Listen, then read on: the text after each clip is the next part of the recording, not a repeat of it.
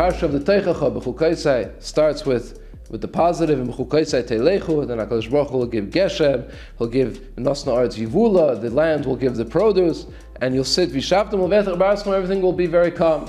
Parshas Kisavai, the repetition of the Teichacha, as we know, double as long, many more klolos, but also the brachas are different. Chaim Kanievsky points out, very interesting, over there it says, V'hayim Shomai Tishma B'Kol Hashem, if you listen to Hashem in the Kisavai, all the brachas, Baruch Atah Ba'ir, Baruch Atah B'Sadeh, Baruch Privit Lecha Friat Mosecha, Fri B'Emtecha, all the brachas, all of your brachas of Hatzlacha in Gashmias is mentioned, each one separately, so many brachas. And in our parsha, there's no brachas. It just says, there'll be yivula, there'll be period, there'll be produce, it will be calm, it will be peaceful, and you'll be able to sit peacefully on your land. But where are all the brachas? How come in our parsha we don't have all these brachas? Baruch atah be'ir, Baruch atah b'sadeh, Baruch atah b'veyecha, Baruch atah b'tzesecha. Why not?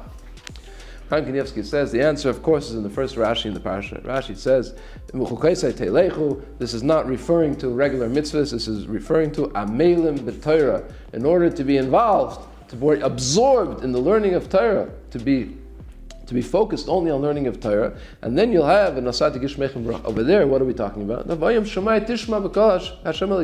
You'll listen to the voice of Hashem. You'll keep all the mitzvahs. You'll be a good Jew.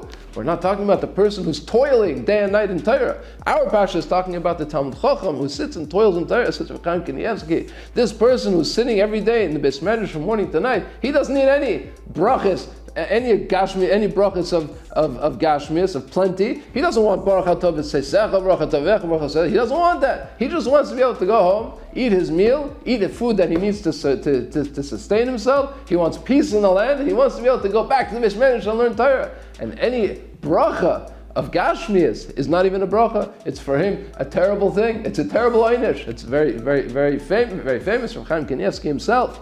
He lived this. He lived what he wrote. He didn't just write this. He actually lived that. He didn't understand why people would ask brachas for success in business, for success in their material lives. He says, for me, it's the most terrible klala. The more I have, if I have any more money, I'll have less time to learn Torah. I'll have less headspace to focus on my Torah. Of course, I don't want any of that. And the biggest bracha I can have is that should be calm. We need enough to eat, enough to be able to, a place to live, and enough to eat, and there should be peace in the land. That's what I need. And the rest of the brachas I don't need. That's for those people who are im Shomai Tishma B'Kol Hashem L'Kecha, the regular Jews who are nice Jews, but they're not the people who are toiling day and night in Torah. Okay, they need bracha, they need parnasa. Okay, they should have that bracha. But for me, it's the most terrible klal in the world.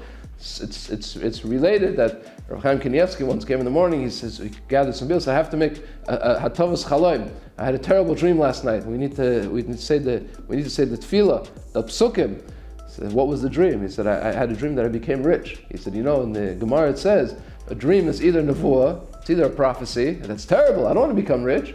He said, or the Gemara says also that sometimes a dream is reflective of what a person thinks of during the day. He says, oh, that's even worse. That means I was thinking about something during the day, about money, about this. It's terrible. I have to get rid of the dream immediately.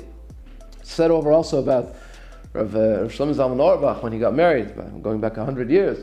He got married, he received, as one of his wedding gifts, he received a parcel of land, title to a parcel of land. Yeah, okay, he went back to learning, and he was learning one day in the kollel, and he heard two people talking that in Petach Tikva, the government is building a road, and they're buying out all the property that's in that place of the road, and anybody who has property there, it's a great opportunity because the government is going to pay any amount of money to be able to appropriate that land.